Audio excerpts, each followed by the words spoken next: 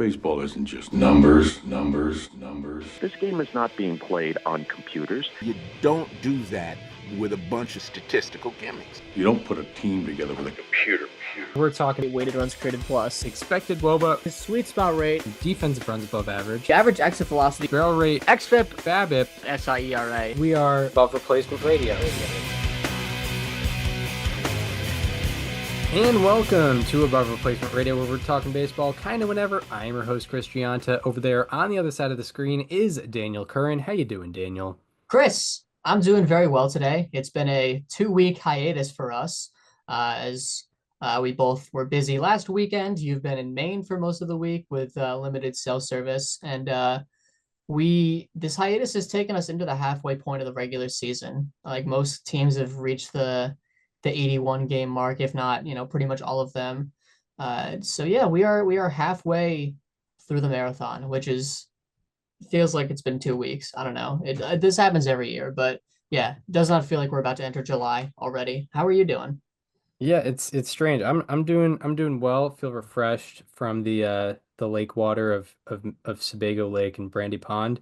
But yeah, it's despite us being on hiatus for 2 weeks, no major news. No team decided to trade their franchise player in the last 2 weeks. Like no, not like the other time we recorded in 2 weeks ago. Yeah. I saw, Sunday Night Baseball. I'm watching Tarek Skubal. I'm like, why didn't the Tigers just trade him right before the show so we could have something to talk about? That's what they normally do. Yeah. Shout out to ESPN, by the way, for like, I can't imagine preseason. They were like June 29th. That's Twins Tigers at Comerica, 100% night game.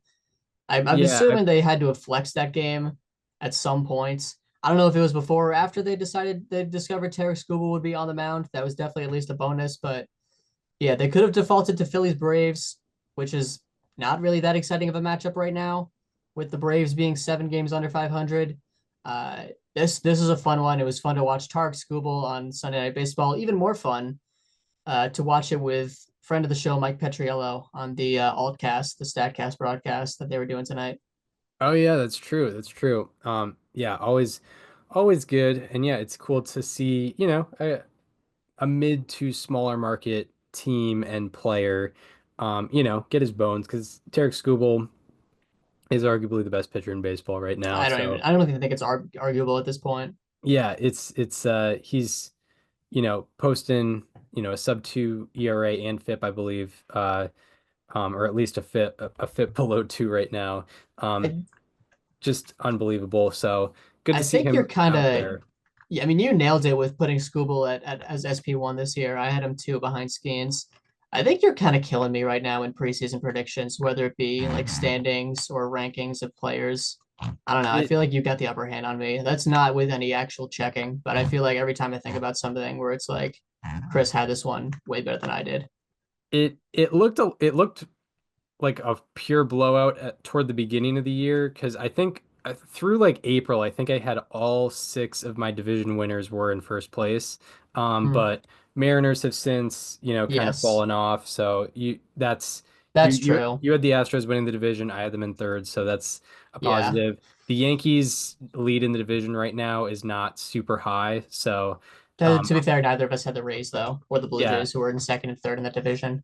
Yeah. So I guess that's to be fair to us, but yeah, I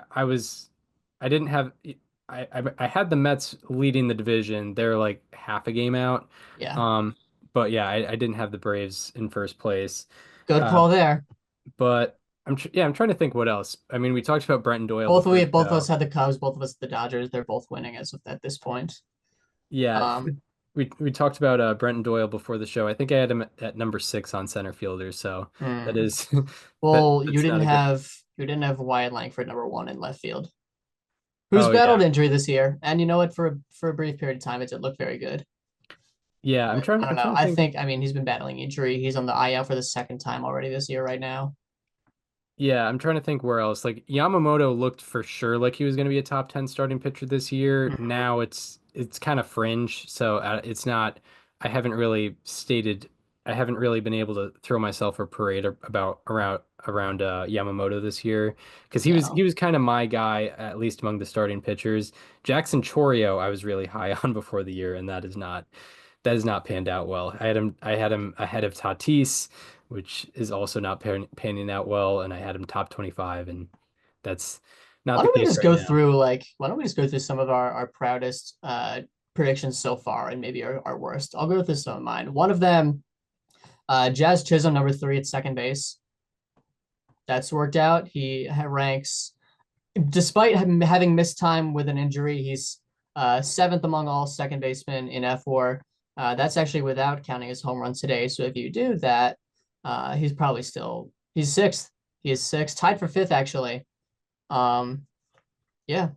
So Jazz Chisholm, I'm happy one. Both of us mentioned Cal Raleigh. Obviously, we both had him as the number 1 catcher. That was correct. Um, what else? Kyle Tucker, number 6. I think looks like a dub for me. That one looks pretty good. Yeah, it looks pretty Um, good for sure. yeah, Um, that's what I'm very pleased about. yeah, he is among position players. He is number 6, or yeah, probably among all players at this point, or at least heading into Sunday, among all players, number 6 in F4. So if the season ended today, that would be a perfect prediction. Um, I think one of my better ones, at least team wise, was how high I was on the Tigers. Yep. I had them winning the division. I had them getting a bye in the American League, and yeah, if the season ended today, they'd be the 1 seed in the AL. So I would have I would have undervalued them a little bit because I had them getting the number 2 seed. So that was a good one. Um, I'm trying to think of the positional and top 50 stuff. I mean, like it's especially how it's panned out. It's been um we haven't seen the season has gone a lot differently, even if it's not with the third base stuff. Like I had Rafael Devers Mm-hmm. at number 7. I had Isaac Paredes ahead of him, and Paredes does have more F4, but it's because he's playing defense. I think like it's hard to say that Paredes is for sure doing better than Rafael Devers. Devers definitely has better hitting numbers still, I'm pretty sure. But they are close enough, and Paredes does play, I think, at least average defense. So that has been in his advantage. But I would imagine that 99% of people would have had Devers ahead of Paredes for this year. But it's not really been like uh, Paredes hasn't been playing out of his mind, and Devers has been the same guy as he always was. So it's not it could be a victory, but I wouldn't call it a victory Yeah, I had yet at Paredes all. 8 on mine. I don't really know. Just looking at I'm looking at my 50 right now. I don't know what my biggest top 50 dub is. Maybe putting Mookie Betts at 10, which was lower than most others, Yeah. because he's unfortunately had a rough year. Yeah, Um, it's been weird Tucker to at see his 6 might be offense. close. Yeah, Tucker at 6 is a good one right now because he's it seems like he's heating back up Yeah. to where he was like toward the beginning of the year. Hmm. I didn't even realize he had 4 F4 up to this point. Um yeah, I'm Patel trying to Marte see number 12, maybe. um yeah, that's also a good one, especially considering what he's done in the Home run in small five amount of straight games. Yeah. it and the he's been able to be very productive even with 1 or 2 Missed time. IL stints. Yep. Um one victory for me was putting Byron Buxton in the top 50. Yeah, that's Um, huge. I wouldn't have predicted obviously there's still time for him to get injured, but I wouldn't have predicted him to play all the games he has played so far.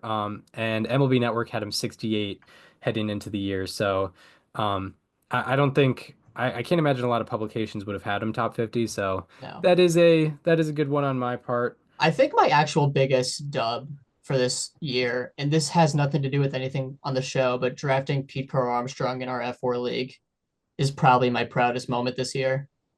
Yes, That one yes. kind of goes without saying. I took him in the 12th round of an 8-person league. I don't know exactly what pick he was, but honestly, he probably would have gone undrafted if not for me. So Yeah, here's to probably that the best, maybe the best value pick in in F4 league history. history. Well, Yeah, it's shaping up that way. I don't want to say it right now because he has been a bit stagnant over the last couple of weeks.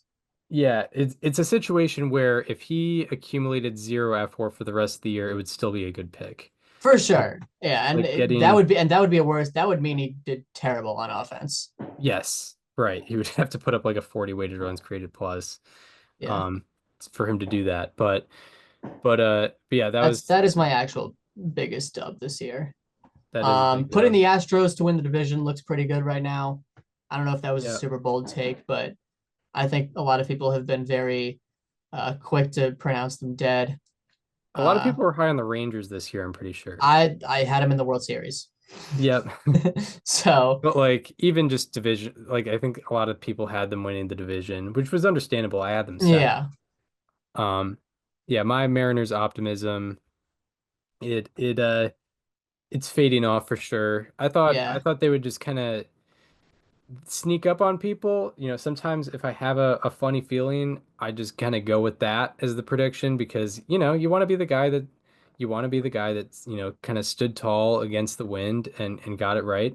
Sometimes that doesn't pay off, and that's what it's looking like for me in the AL yeah. West because the Astros machine just keeps rolling. One that's looking pretty decent for me, Eugenio Suarez, number 6, third base. Right Yeah. now, he ranks tied for 8th among all third basemen in F WAR, among qualified third basemen, of which there are 18. I believe he ranks only behind Jose Ramirez in weighted runs created plus. Um, that one's, I'm happy about that one for sure. That was definitely uh, one where I reached a bit, but I'm happy about it. Yeah, I'm gonna go to because I have my positional rankings laid out I have mine as well. in the F4 Some of my graph. L's, Christian Walker, number 4 at first. Kind of goes without saying. Francisco Alvarez, number 7 at catcher. He just got demoted to AAA.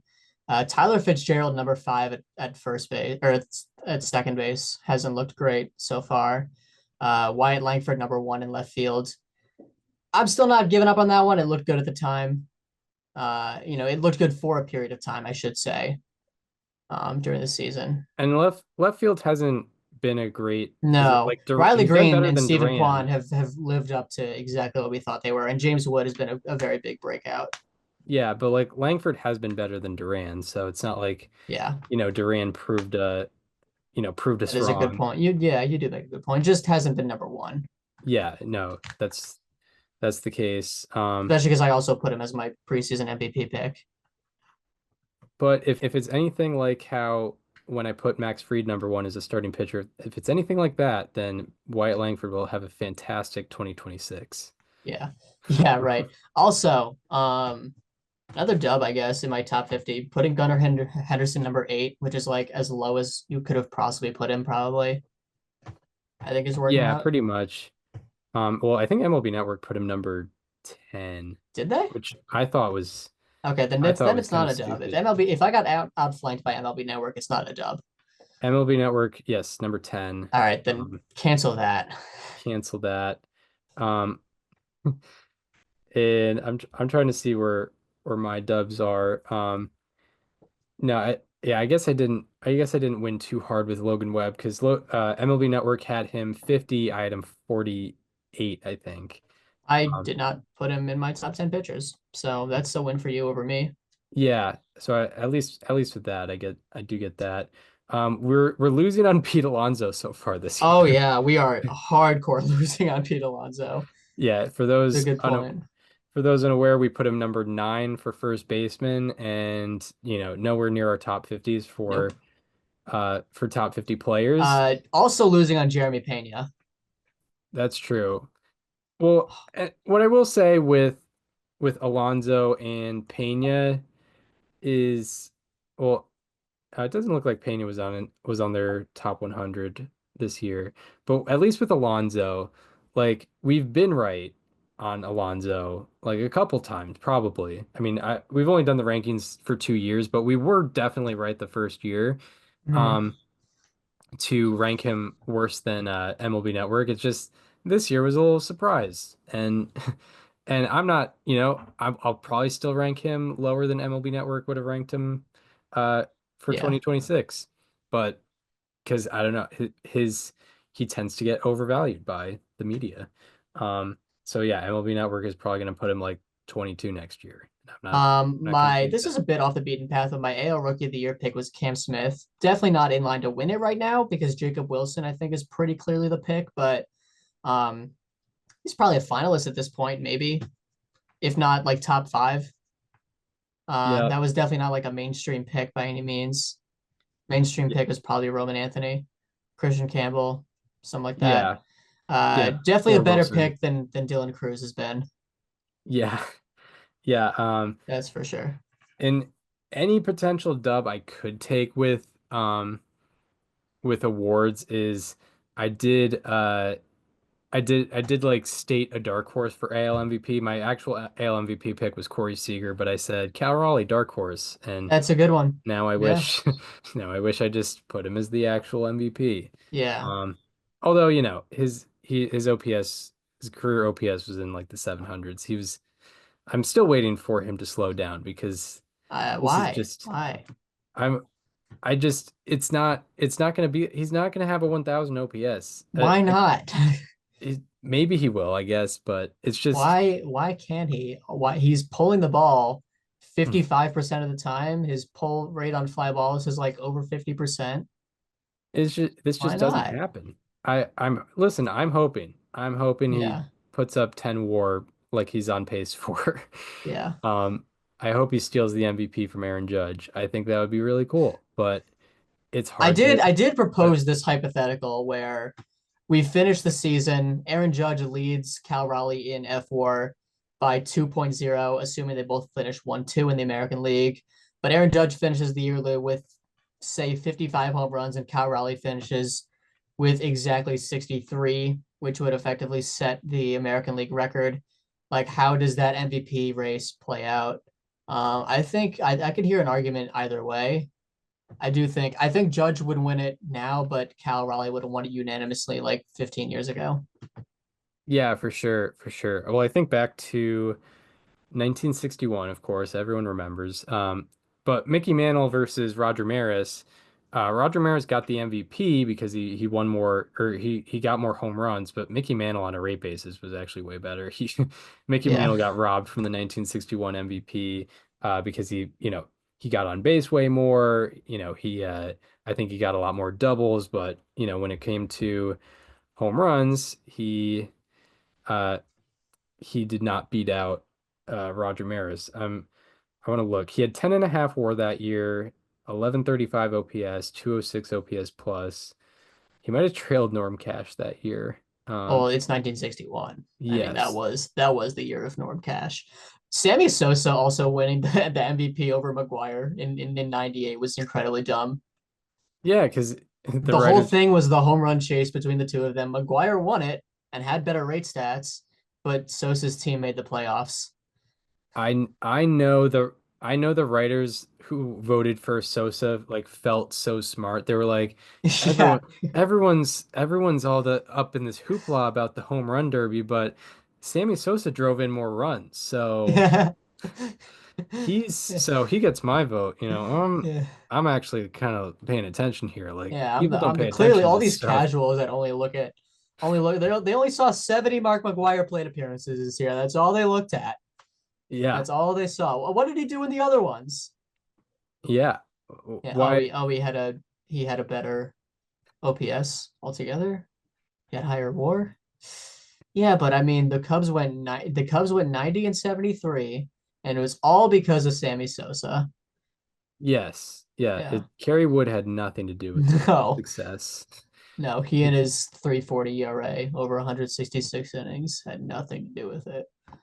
Yeah, exactly. Yeah, I want to I want to go back to that, but yeah, Mantle had over three and a half more WAR than Maris in 1961 and lost the MVP. And I know that WAR, wins by replacement. I don't think that existed at that point. Um, No. and I'm going off on tangents, but yeah, one of my favorite things from the Bonds episode was the fact that Barry Bonds got more WAR than both Sammy Sosa and Mark McGuire in 1998. Because yeah, he's just amazing. I He's wonder if I should buy a new flag now that Baseball Reference includes WAR on the main dashboard. it is yeah, that's might be a worthy investment. Another 20, For another $20, another viral tweet. Yeah, for those unaware, Daniel has a flag. I don't know the measurements, but it's a large flag. Uh I mean it's a dorm room size flag. yeah, and it is just Barry Bonds' baseball reference page. Yeah. The I think the nice thing about it is it's a screenshot directly from my laptop that I, imported into some website. Yeah. And you can see that like some of the awards, some of the years, I'm looking at it right now, it's off screen, but some of the stuff on the flag is like highlighted in purple because I had clicked on them. I think that's such a Yeah. charming part of it. Yeah. Yeah. It's blue collar baseball fan stuff. Exactly. It shows I'm putting in the work. I'm not just, Yeah. Daniel gets his lunch pail and he looks at the 1991 MVP voting. yep, that's right. Yeah, exactly. Yeah, Terry Terry Pendleton. Pendleton. Of all God, people, 2000 Jeff Kent. Come on. come on, guys. What are we doing Um, here? Yeah. yeah, the lost MVPs of Barry Bonds, Willie Mays, and Ted Williams will never get lost on me. No. Um, just consistently screwed over, partially Even voted like to Mike be. Trout to a certain degree Oh to, yeah, to make it more modern. yeah, it's the old classic about, in my now knowing what I know, I think Trout had a better year than Miggy the year that Miggy, Both years um, that he won MVP. the year that Miggy won the Triple Crown, and Yeah, also that what one. what gets failed what people fail to realize also is that Miggy's second MVP season, the one after he won the Triple Crown, was a better season than his Triple Crown season. Yep. Um, it just yeah, it doesn't have the mystique about it, but it is true. He had his OPS was almost 100 points higher in 2013 than it was in 2012. But yeah, that's just I wonder if nerd Judge and stuff. Otani would have less MVPs, or if they're like in a different timeline, or are they just actually that good? Because they really might be. Like I don't know what kind of argument you could have made for anyone else in the years that they've won it. Yeah, right. Obviously, in 2022, they were competing against one another. Yeah, I'm trying to think because in 2021 Guerrero came in second and you couldn't claim team They probably could have success. given it to Guerrero in some other year. Actually, no, they didn't even make the playoffs. No, I don't know. 2021 was hilarious because literally nobody that won any of the major awards was on a team that made the playoffs. I think every finalist for MVP was like on a non-playoff team, if I remember correctly. Yeah, because it was Simeon was the Yep, third. Simeon was a third, and then for Yeah. NL it was Bryce Harper, Juan Soto, Fernando Tatis Jr. all missed the playoffs. Yeah. Cy Young, Robbie Ray missed the playoffs. Okay, Corbin Burns made it. Cool. Randy Rosarena made it. Cool. Jonathan India did not. But yeah, the MVP that was a great moment for baseball was knowing that the writers knew better than to not value team success. Although there was, I think, the second place Brandon Crawford vote, I think that year, or a first That was place. a San Francisco writer, though. That doesn't count. Yeah, but it's just hopefully like 10 years from now that Yeah. stuff is completely done. A segment that I thought about last year that I want to do is like ahead of award season, predict like which local writers will put in an absurd vote for one of their players. Yeah, we'd have to do like full bound background checks. Yeah, we have to find out who's doing the votes, Like I just contact watched every writer, look up their voting history. I It's like watched I think this Oakland writer, well, not Oakland, this A's writer will give Jacob Wilson a fourth place MVP vote. Yeah, I just watched this movie, The Accountant 2, which I haven't watched The Accountant 1, but basically, That's all right. he has Ben Affleck's character has this team of people that like does research and like does, I guess, technically immoral things to like hack into people's stuff and like get stuff out Mm-hmm. of it to help him accomplish the things he wants to accomplish. Like we'd have to do that on like, some San Francisco Chronicle reporter Yeah. and be like, all right, what's your search history? How many times have you visited Baseball Savant in Yeah. the We last hack into Susan 365 days? Slusser's, yeah, Yeah. her computer just to see like, all right, how much time is she spending on Logan Webb's page Yeah. ahead of this Cy Young vote in which he's like between 5 to 8. Yeah, exactly. Yeah, I'm I'm Will she trying give to him a think. second place vote? Probably. Yeah, but yeah, we should maybe it's very possible we should be doing that stuff. I think it'd be fun. Um, but yeah, I mean, so we're talking about all Could be these, could be like another draft. yeah, Like maybe yeah, just for you and I. sure. I got for my first pick, I'm taking Toronto Ryder, Vlad Jr., top six MVP. Yeah, I got Addison Barger, first place rookie of the year. yeah, we're doing it. Um, but yeah, so I guess that all stemmed from how we're doing on predictions this year. Yeah, do we want to talk about like what's the first team we want to talk about and what they've done and their arc? I feel like we haven't spent too much time on Detroit. Like I know that you talked about them a bit earlier. I feel like they deserve a deep dive because for me, the big thing is they actually have pitching around Tarik Skubal this time. Like last year, right? When they were on there, and I'm not counting like when Jack Flaherty was there last year because that's not when this team was good. I'm talking August 11th on when it was pitching Ninja coined the term Tarik Skubal and pitching chaos. Now there's actually guys back there. Flaherty's not having the success that he had last year, but at least he's there and he's pitching. Casey Mize is having a very nice what I don't know if breakout's the correct term, but he's having a very good year. Reese Olson was looking very good before the injury. Like it's cool to see them actually have, you're not just counting down when is the next Skubal start when you're watching this team. Yeah, exactly. And I would have to imagine that bullpen Oh yeah, they're is still doing taxed. extremely well. They're still Um, taxed too, though. yeah, which is tough. But looking at Yeah, rankings, they've pitched the Tigers bullpen has pitched the fifth most innings in the league.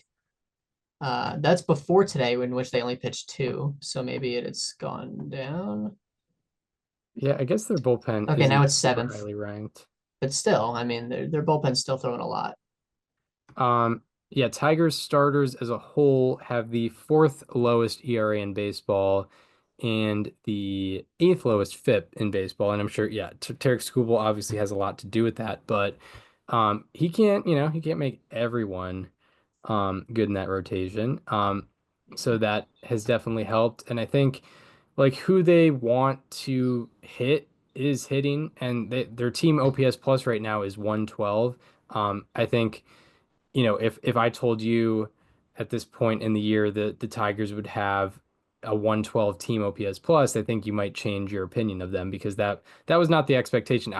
That's not something I would have I would have to predicted. really figure out who I'm allocating those points to. Yeah, exactly. I gotta be like, does Gary Carpenter have a 210 weighted runs created plus? That would be my first thought. Yeah, and Gleyber Torres is having a really Mhm. good year, and his underlying stuff is actually insane. Yeah, he's been making me very pleasantly surprised. I did not think he would work in that ballpark as well as he has been.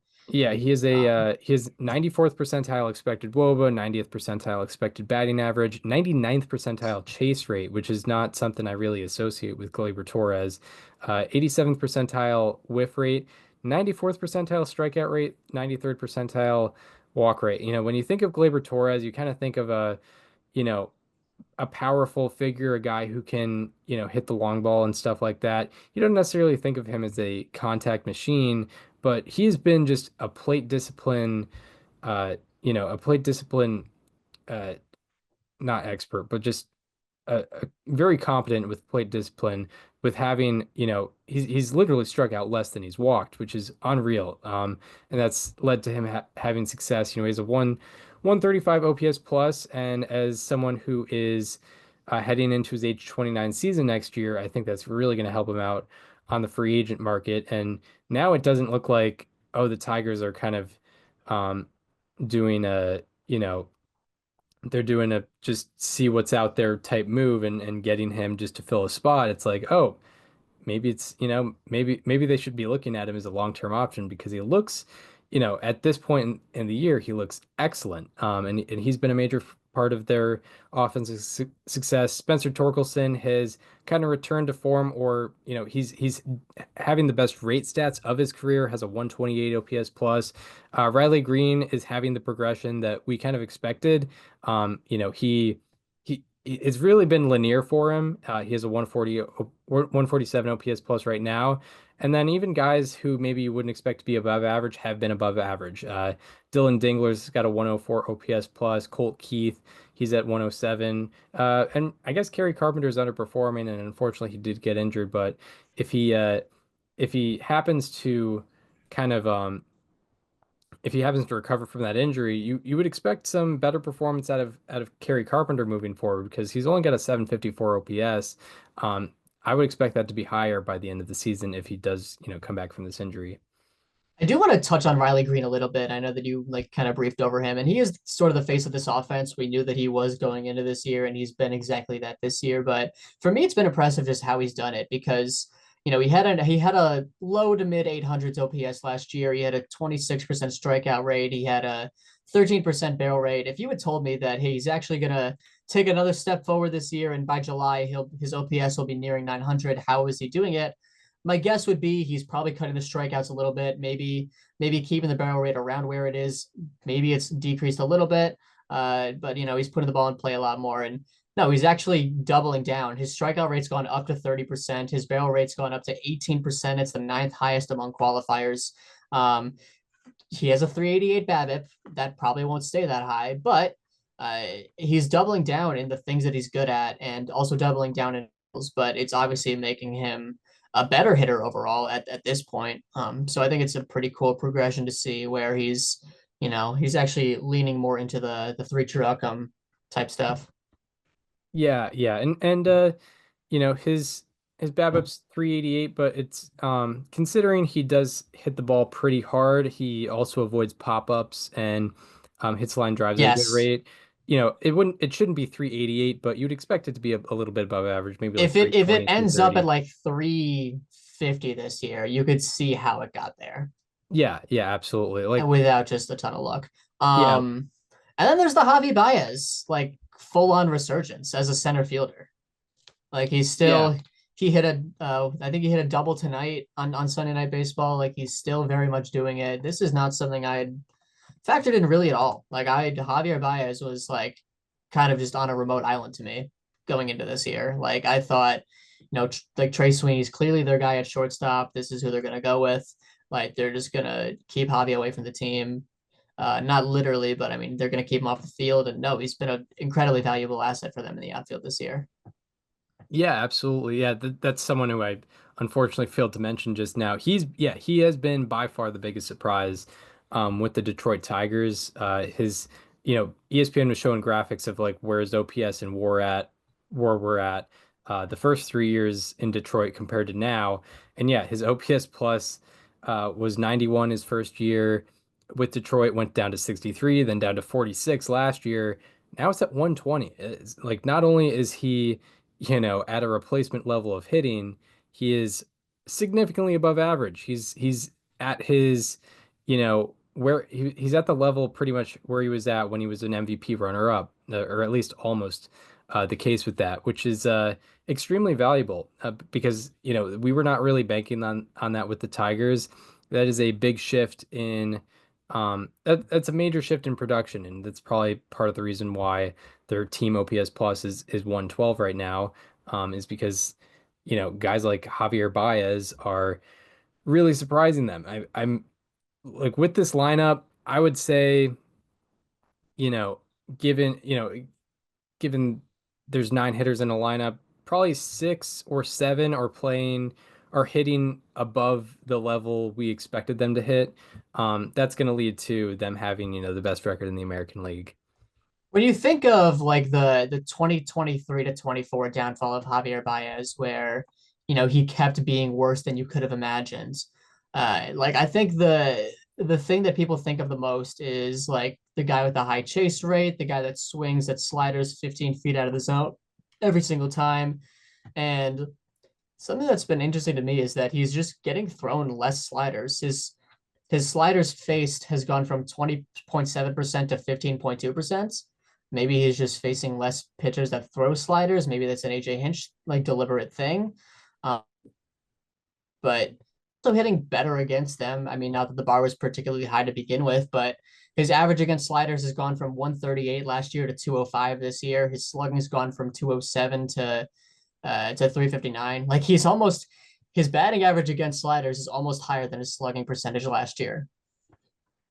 Yeah, yeah, Like yeah. 205 is not anything to be proud of, but I mean, when you think of how low he was against those pitches, that's clearly playing some kind of role. It also helps that he's, doing well against fastballs.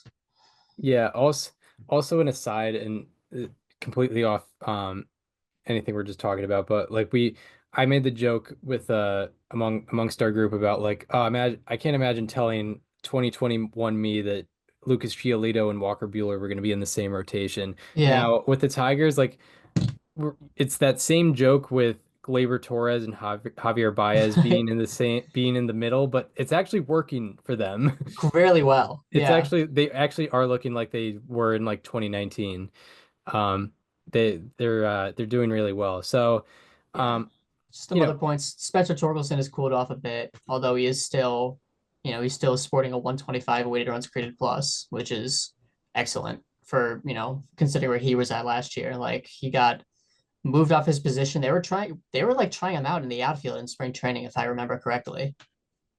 yeah, I thought left field. I think they were Something trying like him out. that when Parker Meadows got hurt. Like they were like Colt Keith was going to first base for them. Like they were moving Torkelson off the position because of one bad year. Like he hit 30 home runs in 2023, had a down year in 24, and it seemed like they were all but giving up on him. And now he's like very much back, which that makes me happy. I do genuinely really like to see that from him. Yeah, I think in the Tigers' defense, like he did hit 30 homers, but it was how we define like an emptier 30 home run season. He had he had a 107 OPS plus, which is good, but from a first baseman, it's kind of below average. But this year, he's been above that kind of threshold, which is great to see from your former first overall pick.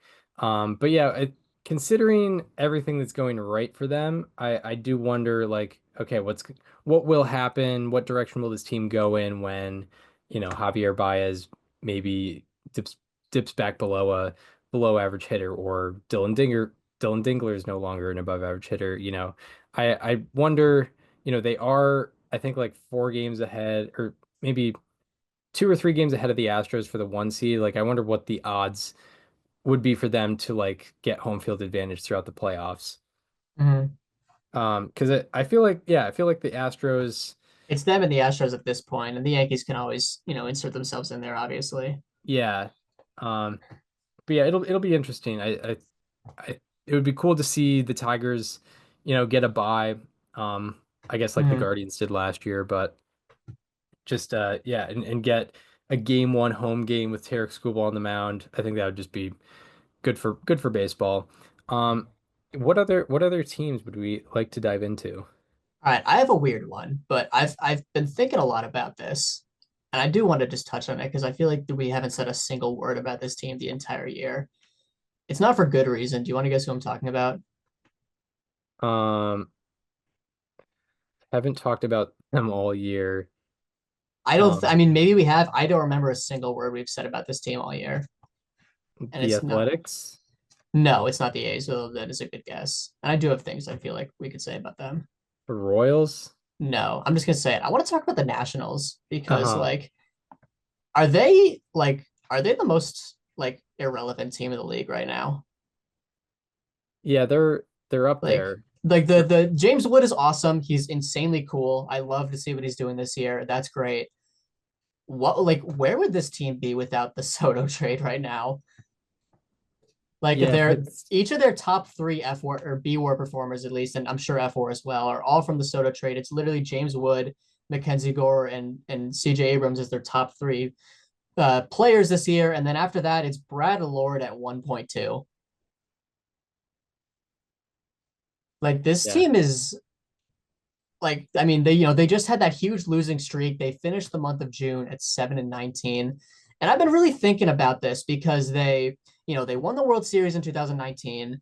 They have not been relevant really at all since. They've never had a winning season or anything close to it. They obviously traded Juan Soto, and it worked out for them, thank God, because they very easily could have gotten like the Nolan Arenado return or the Mookie Betts return. Although to be fair, both of those deals included cash considerations. But uh, like one thing that I have thought about recently is in 2022, the team offered Juan Soto, what was it, 430, $440 million, something like that, right?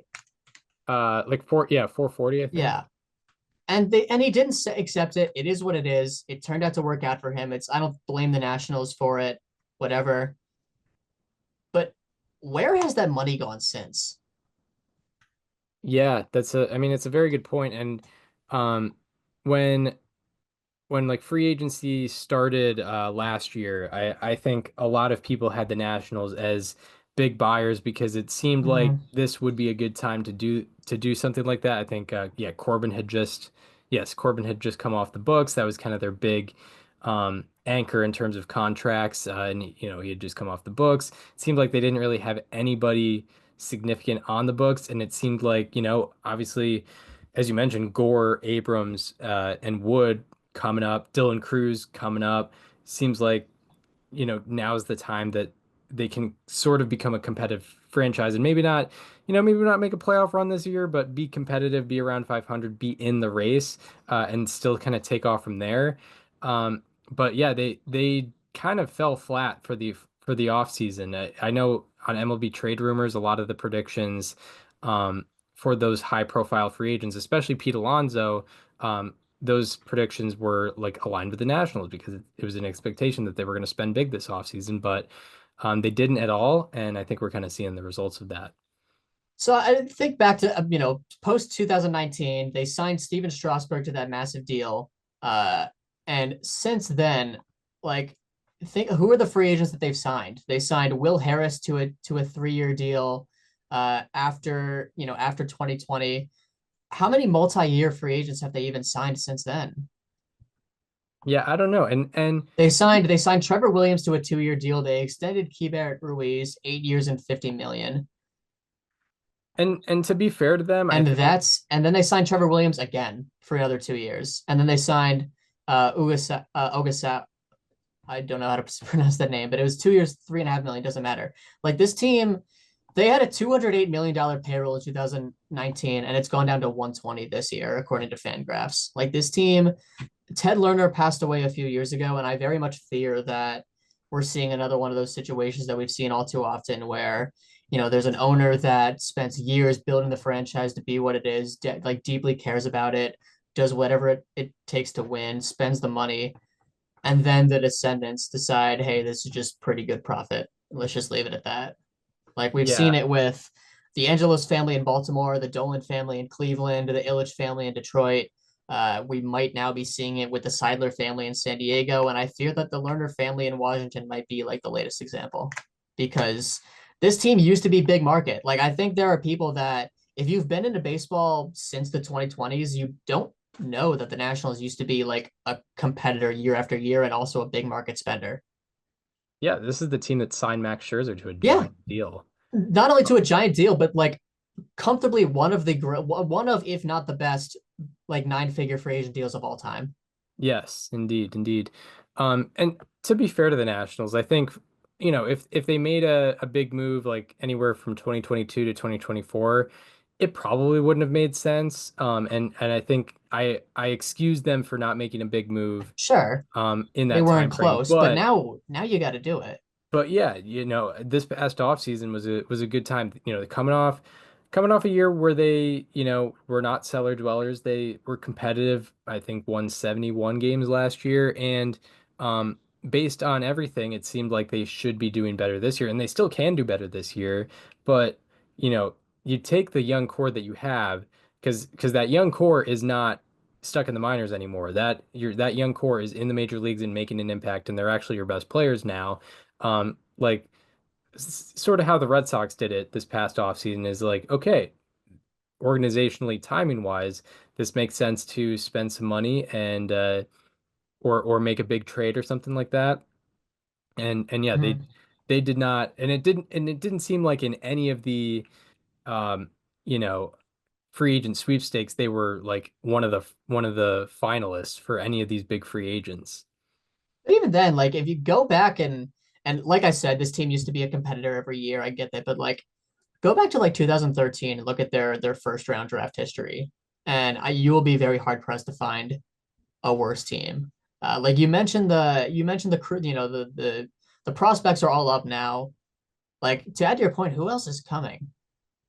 Like Seaver King was their draft pick last year, and I like him. I think he's a solid bat. Um, I can't see him being like a power bat though. Like he falls like right into the Nationals category of like they prioritize high contact but have virtually no power. They don't strike out a lot, which is cool, but they also have like high ground ball rates. They have like high swing rates. They don't walk a ton. Like I don't know. It feels very much like there's an organizational uh like there's just a weird way that they go about things that doesn't work. They also like don't really have much of an analytics department from what I've come to understand about them. Like I don't know. I don't Yeah, know. Seaver King's is I may be wrong. Is he very defensively valuable? Like He's a he's shortstop. okay. So yeah, I mean, So if you're taking a shortstop number 10 overall, uh and a guy that had a 954 OPS in his junior year in the ACC, like probably. But like, okay, Dylan Cruz, that was, I can't fault them for that. That was the correct pick. Um, like, and it hasn't worked out yet, but it's also he's so young, it doesn't matter. Like Elijah Green for the fifth overall pick in 2022 is rough. He's like still in rookie ball. Brady House just made it to the big leagues. We'll wait and see on him. Cade Cavalli just has had trouble staying healthy. 2019, that's Jackson Rutledge, like hasn't worked out. Mason Danaberg in 2018 has not worked out. And obviously these are like late first round picks, so it's harder to hit on them. But I mean, Seth Romero, Carter Kieboom, Andrew Stevenson, like Eric Fetty, like who's now, had to go to, overseas before he became good. Like this is not a good result. yeah, yeah, it's tough. And I know when we talked about probably a few years ago now And the when the White Sox fired their GM and like team president, we talked about kind of the development process and like, yeah, sometimes you draft a couple guys and they don't hit. Like the Astros drafted two 1-1s in a row that didn't work out. And mhm. but But it didn't matter. they also drafted Alex Bregman and Carlos Correa and George Springer, and those worked out. And it's like, okay, so those guys didn't work out because, either some bad luck or they just weren't that good. Whereas with the White Sox, they consistently drafted poorly, which is more of a sign of like, okay, well, you took these talented players and you did not take advantage of them or you did not push them in the correct direction. It very well could be that with the Nationals and with the White Sox, it made sense because they hire internally. They haven't really grown that much. They haven't gotten like a real savant in like player development ever, as far as I'm aware. And that could be the same with the Nationals, unfortunately. I Another thing about them is like they got the number one pick this year, which they lucked into, but it is such a tough, and I don't fault them for this at all. It's just very unfortunate that it happened to them this year. I don't like this is a very tough draft. I think it's a tougher one than we've seen in the last. We've been spoiled the last couple of years, is what I'm trying to say. Because, how many guys from the 2023 draft are already in the majors and making an impact? Like Paul Skeens is the obvious one. This year we're seeing, like we saw Rhett Lauder come up last year. Like we're seeing, so many guys like Nolan Shonowell is already making an impact. Kyle Teal is already up for the White Sox and playing Wyatt well. I'm probably Langford, missing some obvious guys. What's that? Wyatt Langford. Langford, yeah. Like, oh my gosh, Langford. Cruz already up for the Nationals. Like, and Yeah, then you go back to last year's draft. You already have Chase Burns in the majors. You already have uh Nick Kurtz in the majors. You have Jack Haglione, Cam Smith. Like all these guys. Like this is not normal. We've been very lucky the last two drafts. I don't think this year is going to be like that. It's also just a less college heavy draft than it has been the last couple of years. The number one pick for the Nationals will probably be a high schooler, and it'll be another Holiday, right? They will probably take Ethan Holiday. Maybe they go Kate Anderson, out of LSU. Maybe they go Liam Doyle out of Tennessee. I don't see them going with Ava Arquette. Or maybe I don't know, but I don't know. Like it's definitely a much more. I think there are less like surefire studs in this draft compared to the last couple of years, and I feel bad that this is the year the Nationals get the number one pick given their draft history. Yeah, exactly. It's tough to like after 2 years removed from, Skeens is throwing 96-mile-per-hour splitters against, Mhm. guys who just came back you know, uh, from like a physics class. Going from that to, this draft here, because I watched like I watched some of the College World Series, and obviously they're all good, but no one looked like Paul Skeens. Like Jamie Arnold, I think um was the big one, and or Kate Anderson was the big Yeah. one out of LSU, and like he looked good, but not necessarily at Paul Skeens level, or at least the level Also, he was at LSU. just going back to the major league roster, did you see the quote that Davey Martinez had like a couple weeks ago? No, I did not.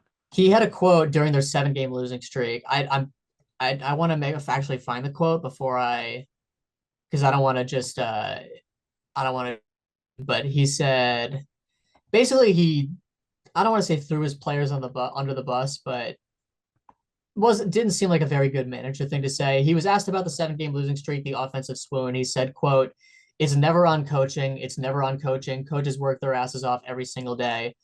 And then he went on to, and then I think he went on to basically say like it's the players, which the Nationals have one of the youngest teams in baseball. I wanted to find the exact numbers because uh, yeah, because they are very young. They have their average pitcher age is the second youngest behind the Marlins. Their average batter age is also second youngest behind the Marlins, and that's in the National League alone. Like, I'm sorry, but I think it kind of is on coaching. Like, you have a young team. You can't expect everyone to fully click as Major League Baseball players, especially when you're competing with, the Phillies, the Mets, the Braves in your division. Like, I didn't love that quote from him. Yeah, no, it's And it's weird. It's weird to even acknowledge, and it's weird to, I mean, like the players could say the same thing. Like the players but work you like really crazy. can't when you're that young. Like who on the Nationals is gonna step up and be like, no, it isn't on us. Like James Wood doesn't have the authority to do that. Trevor Yeah, Williams doesn't have the on-field authority to do that. Like yeah. Nate Lowe, same thing. I didn't mean like publicly, but like Yeah. it as a concept, you could think to yourself like, well, we work really hard. The coaches, like Yeah, and I'm not saying the his coaches point. don't work hard. I'm sure they do. Yeah, I'm But sure. Yeah, exactly. isn't the point of being a leader to own it when things aren't going right? Yeah, it's tough. It's tough, especially when everybody's so young. And it's like it very well could be a like Gen Z doesn't want to work hard Yeah. thing. Like if Brian Snitker had said this, I think it would hold a little more merit because it's a team of veterans. It's a coach who has won with this team forever that's been going through the same method every single year.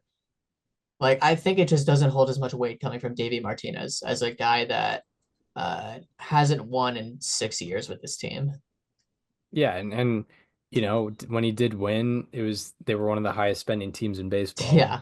And Which is not to say Davey Martinez should be managing this team to success. yeah, right. It's Also, I should clarify that. it's yeah, it's a strange quote for sure. Did you have anything more on the Nationals? I don't know. I feel like I've had that rant for a while. I feel like we needed to get it out. Yeah, no, it is strange, and I was expecting them to kind of take the step But up like, I don't this know. year. There's a lot like watching them just bothers me. I don't know. Like maybe it's just the names they have in that lineup, like the tendencies that they have as a team. Like it just I don't know. There's something about it that just like irks me. Um, yeah, right. Yeah, there's just yeah, outside of those top three, Yeah, there's they have like the no highest ground one ball rate in the much. league. Yeah, They have the fifth lowest pull rate. me living in Virginia, like obviously I can't watch Washington Right. Nationals games, but I'm rarely ever like, damn, I wish I could watch this Nationals game. No. No, Um, like I watch every team. Like I watched them today. They beat the Angels in extra innings. It was a good game. CJ Abrams hit a big double in the 11th to extend the lead. Like it's I don't know. There's something about watching this team where I'm just like, damn, this kind of hurts. right. Because their progression since the Soto trade has been fairly linear. I feel like they've kept winning more and more games, and they're not. I don't think they're on pace to do that this year. Um, No. Well, they're behind the Marlins. Like that's yeah, enough. You can't be behind the Marlins who are no, facing like real trouble from the league for not spending enough money. yeah. Um, but yeah, if I could get to another team Yeah, here, no, please. I've selected both teams. You deserve to pick one. and I'm gonna give this team credit when credit is due, and I'm a notorious doubter of this team. Oh, I And know I've who you're been talking I've about. been mostly right, but Yeah. this year not looking like the case. Granted, they're not a second half team. Like if there was a if if there is a first half team in terms of how they play the season, this is one of them. But the Los Angeles Angels are Can we performing mark it? above my expectations. 11:28 p.m., June 29th, 2025, Eastern Time. Christianta is creating a positive segment about the Angels. Yeah, Remember this moment. it's it's time. And listen, this is me giving credit when credit is due. Yeah. And this is what they're doing. They were 17 and 25 on May 14. So that means or they lost today to the Nationals, ironically. But so Mm. they're 41 and Yes. 42 now. But so that means that they are I think I know they did lose the series. 24 and 17 in their last 41 games. So definitely like over a month plus, over a month and a half. They've been really good. Their offense has really had some shining pieces, most notably Joe Adell, who I might want to get into later. But Joe Adell is smacking the crap out of the baseball. He has 18 home runs. Taylor Ward has 20 home runs. Even though his OPS plus isn't great, it's because he has a 283 on base percentage, but he does have 20 home runs. Logan O'Hoppe, 17 home runs. Zach Neto, in the short time that he's had, has been an excellent player. It makes me feel bad that he did start the year injured because he could he got some really good end of season numbers. But yeah, there's some, you know, maybe not optimism to be had, but like I'm impressed with how the Angels have played their first 82 games of the year. And I think the biggest takeaway on this team's success and what's been so impressive about it, it has something to do with the dialogue, with that, the little monologue that you just had there. You talked about Neto, you talked about Adele, you talked about Ward, you talked about Ohapi. Who didn't you talk about, Chris? Mike Trout. Yeah, like if I this is another situation, right? If I told you on opening day the Angels will go into the month of July one game under 500, what is Mike Trout's OPS plus? What are you saying?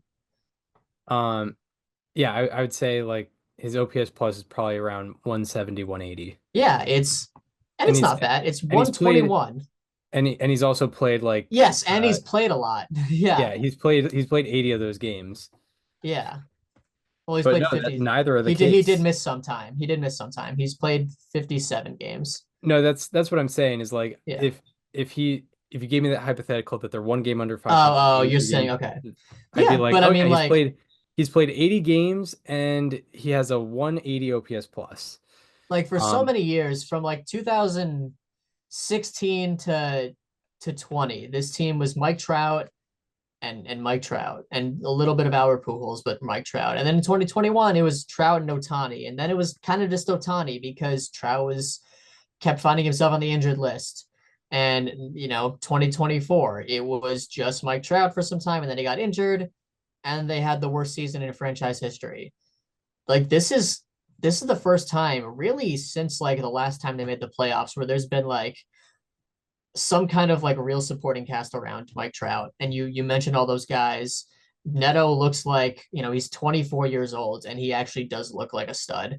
Christian Moore just got called up and he's going through the rookie struggles, but like I've seen much worse, rookie performances from guys that just got called up. He's sitting around. He's at a 701 OPS. Like he's been solid. Um, Yusei Kikuchi's been kind of everything they signed him for. Jose Soriano has been uh FIP wise, he hasn't given out of a home run since early May, I'm pretty sure.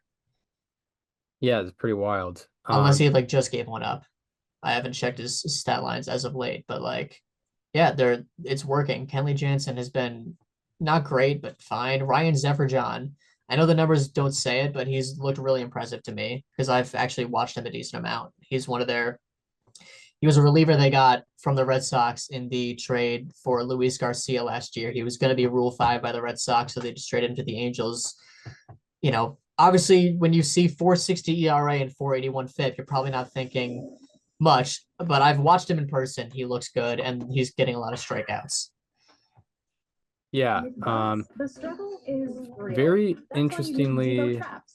Zevo attracts and traps bugs 24/7 using a blue got the and ad UV for the light white with no screen. I do. filter and no mess. Yeah, sorry. I don't know how long that's okay. Yeah, I No muted it. worries.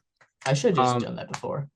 Very weirdly, the Angels also have the second most home runs in baseball, and I'm trying to diagnose why. It's not their fly ball rate is ninth. Their rate of fly balls being pulled is like 23rd. So like what where's that coming from? I'm trying to find what their barrel rate What's is. the park factor for Angel Stadium? Yeah, are they hitting them all off that right center field wall? That's the one that they hit a walk off of this last week. yeah, is it Christian Moore like slid into third. The ump was in his face going like this. The Angels have the highest barrel rate in baseball. Ah, Interesting. look at that. Angel Stadium is ninth highest in park factor home runs this year. Okay. Yeah, that's fair. Yeah. I'm sure it's 112. It must favor lefties a little bit more than righties. Let's see. Based For off of that. lefties, Because it's fairly deep in left field. they're actually 14th in home runs in home run park factor for lefties. For righties, they are 7th, 120. Oh, I gotta remember my measurements a little bit better. Yeah. But They do yeah, have that weird like Fenway looking wall out in right field, like down the line. And also, I guess most of their power hitters are righty. Yeah, but yeah, it's fairly. And they deep also down have a the- lot of, and you know what? They also have a lot of lefty starting pitching too. Yeah. Like Kuchi's gotten 17 starts. Tyler Anderson's gotten 16. Yeah, it's fairly and I thought it was fairly deep down the left field line in Angel Stadium also, but I could be wrong about that. It's a short wall at that. Yeah, so even if it is deep, it's not Yeah. that big of a deal. But yeah, going back to the Angels, I think the best thing about it for the Angels is like the surprise contributors have mostly been on the younger side and very Yeah. controllable. Neto is the most, Neto is kind of the face of that, but also, Nolan Schanuel, he's 23, he has a 117 OPS plus right now. That is really good. If you feel like that's only going to get better. Logan O'Hoppe has shown the ability to be a really, really good bat. He's been an average bat this year, but 17 home runs and only 67 games played as a 25-year-old catcher. That's really good. Joe Adell, we thought maybe this would happen 3-4 years ago, but it's happening now, and that's great. He's 26 and he's on pace for, probably like 34, 35 homers. So it's definitely a bright spot to see all the young talent that felt like, they were either rushing to the majors or were just not performing up to par, perform up to par. I mean, like, yeah, you mentioned all these guys, Logan O'Hoppe, Jose Soriano, and Zach Neto are all ARB1 next year. Nolan Schanuel is still pre-ARB next year. Like, they have all these young controllable guys. And you know what? I'm going to make a little joke here, but like, this is also kind of serious. Like, aren't they a little due to sign a massive contract somewhere that like massively would boost the team on paper? Yeah, it seems like it. They are probably going to, this time next year, they will probably have released Anthony Rendon. They will have all that money off the books. They still owe him 38 million next year. So maybe it doesn't come immediately this offseason, but uh maybe they are due to make that one, because I mean this team has never been scared of spending. Yeah. Right, like it is unfortunate that they parlayed Albert Pujols right into Anthony Rendon, but you know what, they're almost done with it. Yeah, Like they're it yeah, it's a one more year after is this. it is literally the second to last right now.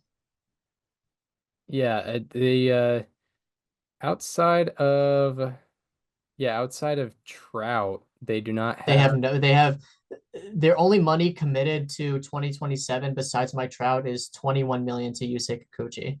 Yeah, right. And Exactly. by 2027, like they'll have Ohapi ARB 2, Soriano ARB 2. Neto, who's a super 2, will be ARB 2. Shanoel will be just entering ARB. Right. Um, So like this is a team that like maybe a dark horse in the Kyle Tucker sweepstakes. I'll put it like that. yeah, that is a possibility.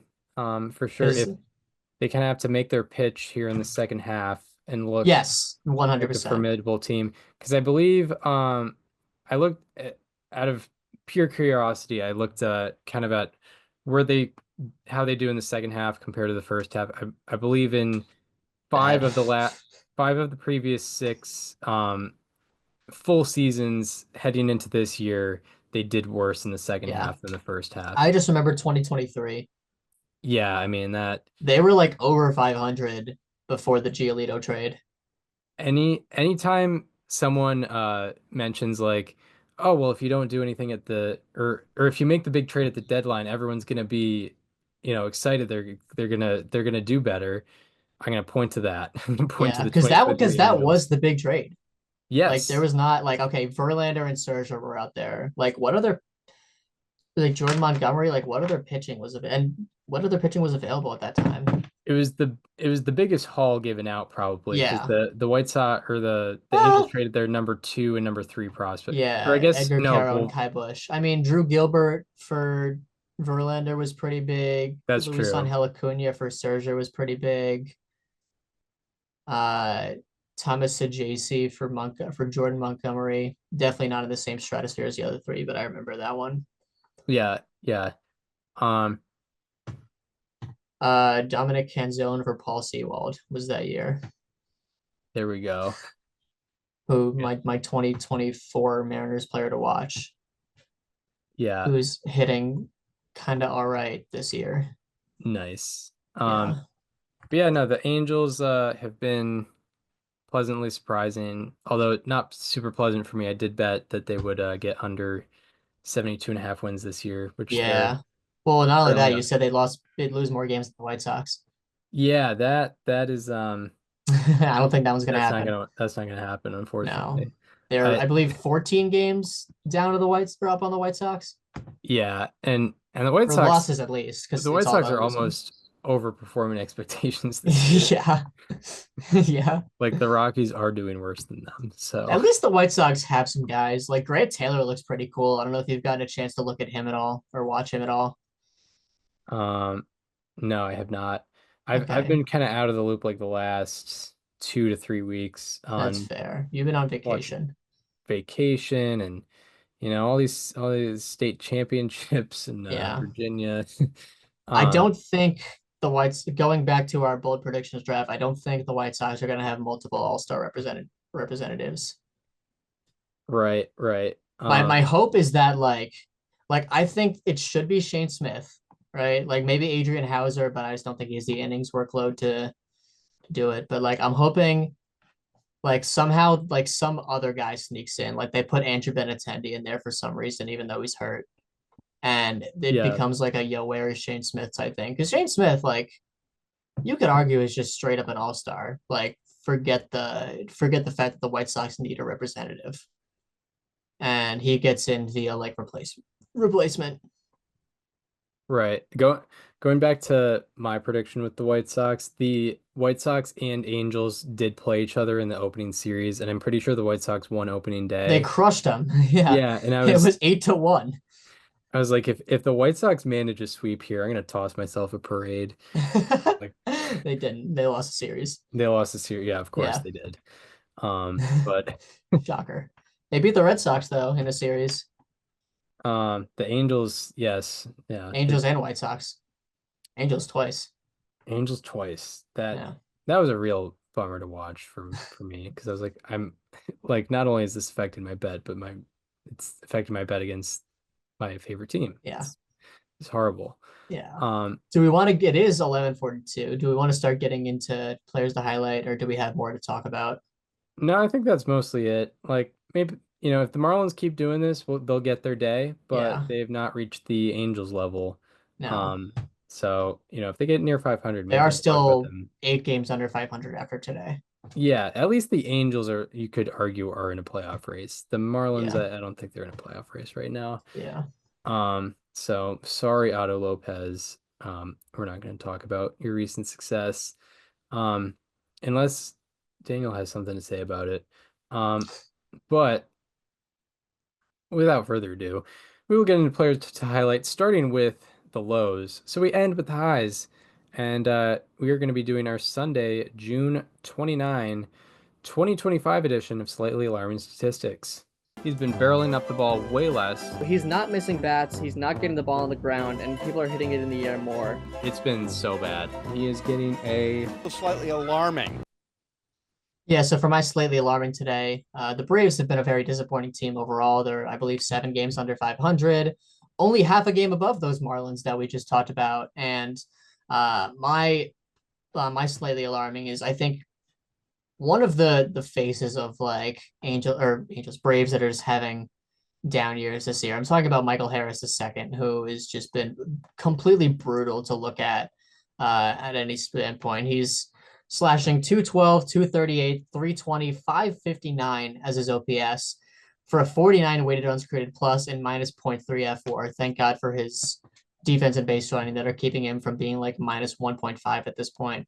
Among the 158 qualifying hitters so far this year, he ranks 12th lowest in batting average. He ranks lowest in OBP, 7th lowest in second lowest in weighted runs created plus, and tied for lowest in F4. So, you could argue he's been the worst qualified hitter in the league. He has the lowest OPS and the lowest OBP. He's only ahead of Brenton Doyle in weighted runs created plus. Michael Harris II has seen a drop in his average bat speed this year compared to last year. It's gone down over a mile per hour from 74.7 miles per hour last year to 73.4 this year. Subsequently, his fast swing rate has gone from 48% to 31.6%. So you have that, but you also have the new bat path metrics that indicate he's been a bit later to the ball this year. His average point of intercept, which is where ball meets bat, compared to where home plate is, it's gone from 0.7 inches ahead of home plate to about 2 inches behind the start of home plate. So he's making contact a lot later with the ball. You combine that with with an average with a bat speed decline, and what you get is a 5% drop in pull rate and a 7% drop in pull rate on fly balls. Which is what we've seen. His pull rate on fly balls has gone from 23% to 16%, which is not good. His barrel rate on fly balls has also gone from 32.4% to 25%. And that's even when he's hitting fly balls, which he's not doing a lot of because his ground ball rate has gone from 49% last year to 54% this year, which is not very good. Additionally, and this is something that I talk about a lot, he's been one of the worst hitters against fastballs this year, whether it be 4-seam, 2-seam, cutter. You see more of those than anything else, generally speaking, and he's hit 210 against fastballs, which is the 8th lowest among the 177 hitters with at least 500 fastballs seen this year. And his negative 2.5 run value per 100 against fastballs is dead last by a wide margin on that same list. The second lowest is 2.0. He is at minus 2.0. He is at minus 2.5. So Michael Harris II, been just a very difficult watch at the plate this year. He is still kind of yet to fully replicate his 2022 season, his Rookie of the Year season in terms of offense. And for that reason, he is getting a slightly alarming. Yes, Michael Harris. Slightly alarming. Yeah, and I will be doubling down with Michael Harris. Yeah, Although I think you I'm had to for this week. Yeah, it was a thing where it's one of those times, and this happens often with or this happens occasionally with slightly alarming or how about that, where someone is so obvious that we would leave very disappointed in ourselves if one of us did not identify this. We've overlapped a lot this year. I think it probably has to do with the one show a week thing. It could certainly be that. And Yeah. also yeah, I think with doing one episode a week, we pay attention to the teams that we haven't done for how about that. Yes, So that too. Yeah. so that does contribute. Um, but with Michael Harris, I identified a span, so I will be talking Okay. about different numbers. So I think this will just, compound on how bad Michael Harris has been doing this year and also just lately. Because in his last 14 games, Michael Harris is hitting 067 with a 174 OPS. 174 would be a bad batting average. His OPS is 174 in his last 14 games. Out of 187 qualifiers in this span heading into Sunday, he ranked dead last in average on base percentage, slugging percentage, and OPS, and by a pretty wide margin. Out of 212 hitters to see 150 plus pitches in this span heading into Sunday, he had the 10th lowest expected batting average and 5th lowest expected WOBA. A lot of this had to do with the ground ball rate that you mentioned. His ground ball rate has gone from 51% before the span to 71% in this span. Out of 228 hitters to hit 25 plus batted balls in this span heading into Sunday, he had the highest ground ball rate. Also, his line drive rate has gone from 23% to 12%. Out of 228 hitters, his line drive rate was 7th lowest. His fly ball rate has also gone from 20% before the span to 15% in the span. And out of 228 hitters, his fly ball rate ranked 12th lowest. Also, among the few fly balls he's had, none of them have been pulled. He does not have a single pulled fly ball in this 14-game span. Also, pretty alarmingly, he has not walked one single time in his last 131 plate appearances. He has not walked since May 18th. And out of 209 players to have 100 plus plate appearances dating back to May 19th, Michael Harris is the only hitter not to have a walk. And this is largely due to his 49% chase rate in this span. And out of 244 hitters to see 150 plus pitches out of the zone since May 19th, Harris's chase rate is the highest. So yeah, Michael Harris the second, literally the highest ground ball rate and the highest chase rate in baseball. That usually does not lead to good things, and that is part of why he has a 174 OPS in his last 14 games. Slightly alarming. I do have one counterpoint. You mentioned surprisingly he has not walked since May 18th. I'm actually not surprised by that at all.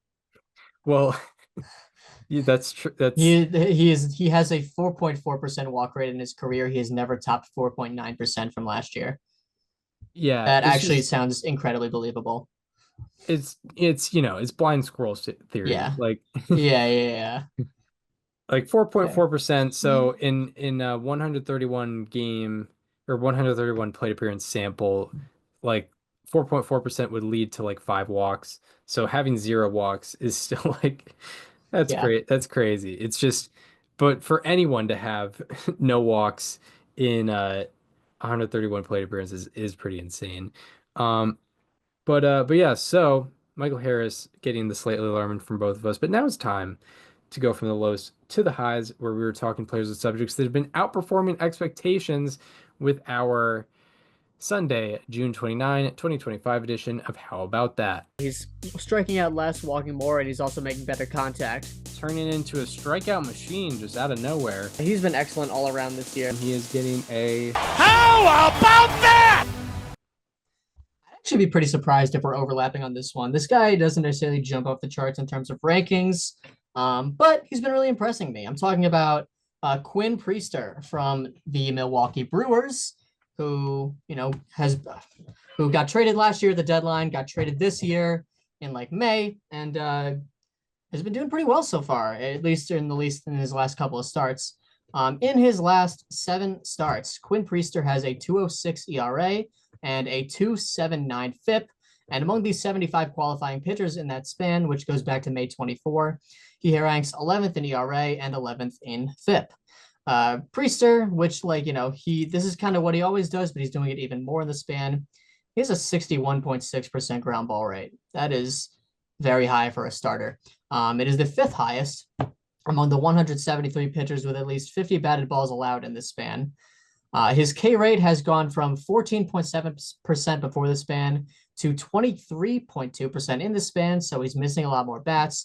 His chase rate has gone from 22.7% to 30%, so he's missing more bats in the zone, missing more bats out of the zone. And the Brewers, along with the Red Sox for one major league start last year, kind of have tinkered with his pitch usage. His primary pitch, which is his sinker, was thrown 30% of the time last year between the Pirates and one start that he made for the Red Sox. But it's being thrown 42.2% of the time this year. That is a 12% increase.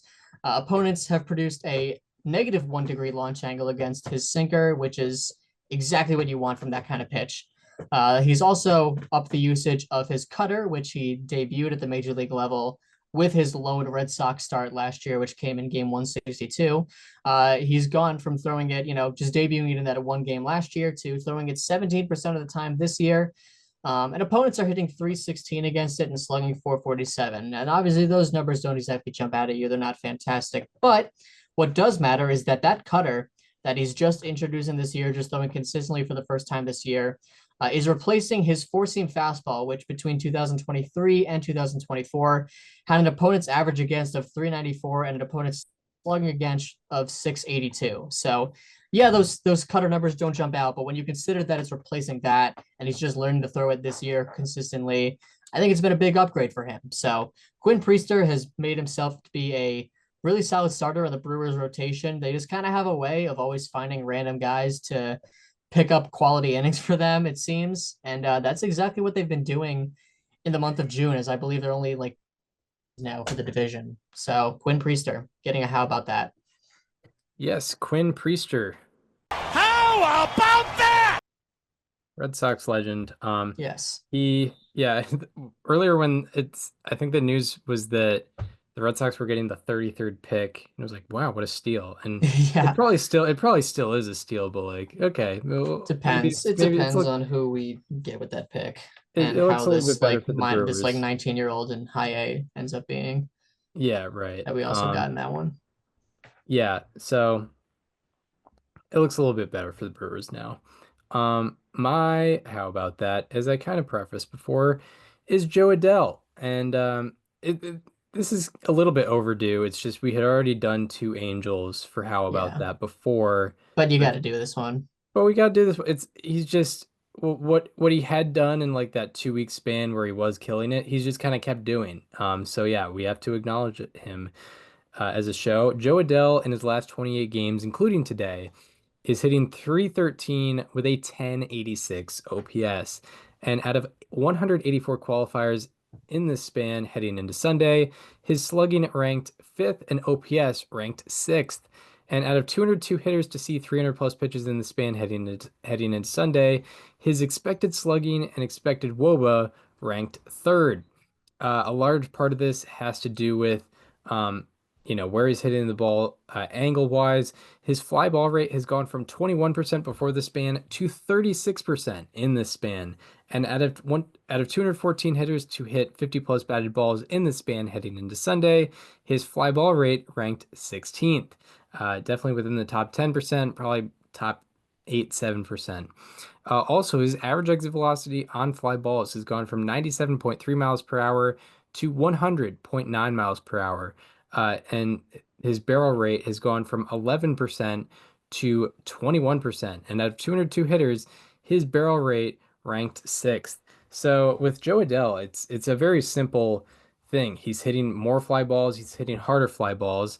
And that's resulting in really good numbers for him. He's hit 12 home runs in his last 28 games. And just his fly ball rate is a large reason why. And he's been I remember when he was the number 4 overall prospect in baseball in 2020, and it just seemed like he was a bust. And it's really cool to see someone like with his story just finally get it. And that's just what seems to be the case here is Yeah. he's finally fulfilling the potential that the Angels saw out of him, and basically the whole baseball consensus saw out of him. He's really breaking out. Good to see, and yeah, he's getting A. How about that? I think the biggest takeaway that a lot of people had with Joe Adell coming into this year was looking at the average bat speed and seeing that he was, one of the top guys in the league for that, and that, surely that would result in something. And my take was like, well, we only know about it now. Like he might have had that his entire career. Yeah, But yeah, I mean, it's happening for real this time, which is very fun, and I like to see that. yeah, I think Foolish Bailey might have had him as a hitter he He did. likes. So Yeah. yeah, shout out to Foolish Bailey. Common Foolish Bailey victory. Hmm. Um, but yeah, so that is it for players to highlight. Shout out to Joe Adell and Quinn Priester. Yeah. But yeah, any final thoughts before we wrap this up? Yes, I do have a final thought. Unfortunately, yesterday we learned of the passing of Dave Parker. Dave Parker is a Hall of Famer. He was elected this year via the ERA committee vote. Unfortunately, he will not live to see his actual induction in Cooperstown, but he did get to at least know that he was a Hall of Famer. This is a guy to me that uh, the public perception about him far exceeds what someone that wasn't too familiar with his career might look at on his baseball reference page. And it's easy to see why. He was the face of the Pirates during the We Are Family days, the last time that they've been a World Series contender. He had an incredible 5-year stretch between 1975 and 79 where he was quite comfortably probably the best hitter in the league. Obviously won an MVP during that World Series year. There's that famous photo of him wearing the T-shirt that says if you hear any noise, it's me and the boys bopping. He was an incredibly cool player. No, if there's a Hall of Fame for vibes, he's in that one too, no doubt. Along with the actual Baseball Hall of Fame, which he is absolutely a part of. Um, he passes at age 74. Um, yeah, very sad to see him go so close to the day of his induction. But regardless, happy that he got to at least know that he was a Hall of Famer, even if it should have happened way earlier to a lot of people. Yeah, yeah, for sure. And something we talked about before the show started was just seems like he's extremely respected in the baseball world and garners the same respect as someone who maybe had uh a lot better career numbers than him. But I think just everyone respected what he was able to do in his career, and as you mentioned, like face uh of the We Are Family Pirates, but also later in his career was on the late 80s athletics teams that, two of those Yep. teams that, made the World Series and the one that won the World Series as well, and was a big factor on that team, was at age 38 putting up a 110 OPS plus, and playing a factor in Oakland winning a World Series there. So I imagine if you were a kid growing up in the 70s and 80s, Dave Parker um was someone who you looked at as just a fixture of the baseball world, um especially considering how successful he was with the Pirates. And yeah, I think just gets great respect. It's a real bummer just the timing of it all, but as you mentioned, at least he gets to know that he is a Hall of Famer and he was going to have that induction. Yeah. From 1975 to 79, I mentioned earlier, 321, 377, 532, 909. That's what we were looking at over a 5-year span. 31.1 F WAR, 6.7, or excuse me, B WAR, 6.7 B WAR per 162. He was insane. Truly ridiculous at baseball for that stretch in the mid to late 70s. Yeah, let me look at I'm on it right now. What exactly what you're saying. Uh, fifth and F4. 30.3, tied with Joe Morgan for fourth, actually. Yeah, that's pretty wild. Especially considering that includes Joe Morgan's peak Yep. from 72 to 76. Yeah, right. Like, 75 and 76, that was when he won MVPs. And Dave Parker, third in batting run value from 1975 to 1979. So like definitely in terms of batting, he was one of the best hitters at the plate in the late 70s, mid to late 70s.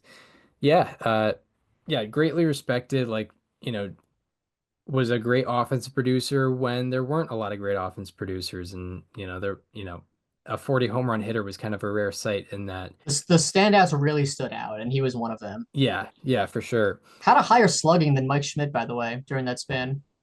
Damn. Yeah, and Mike Schmidt, I think, won an MVP in that span, like 70. Yeah. Among qualifiers, the third highest slugging behind only George Foster and Jim Rice. Wow. Yeah. Yeah, excellent baseball player, and yeah, probably has a greater part in baseball history than his like overall career numbers might indicate. 100%. Just because of the teams he was a part of, the teams he quote kind of led, um, and uh, and yeah, like when you write the history of baseball, Dave Parker's certainly in that story. That's for sure. Unquestionably like a Hall of Fame peak. Yes. Yeah. Like that part, I don't think there's much argument for. Yeah, absolutely. Um, but yeah, so rest in peace to Dave Parker. Definitely a legend of Pittsburgh and a large part of baseball history as well. Um, but yeah, did we want to wrap up? Yeah, I think that's all. Yeah, well, that shall do it for this installment of Above Replacement Radio. We hope you enjoyed this one. If you are listening on Apple Podcasts or Spotify and want to watch the conversation, as it happens, go to the YouTube channel. We got plenty of stuff on the YouTube channel, not just the podcast, but we've got a whole playlist of guest interviews. We've got a pretty good history of good guests. Jeff Passan for one, Chris Rose for another, Sarah Langs for another one, Mike Petriello. Matt Brash, Foolish Bailey, as we talked about, Foolish Bailey's been on the program. Matt Brash, an MLB player, we had on for almost an hour. So yeah, go check out that playlist. Go check out the couple video essays we have on the channel, The Slow Death of ERA and When Big First Base Contracts Vanished. And also follow us on social media. Follow me on Twitter at Chris_Gianta. Follow Daniel on both Twitter and Instagram at Daniel_Curran, and follow the show Instagram at Above Replacement Radio for all the show needs.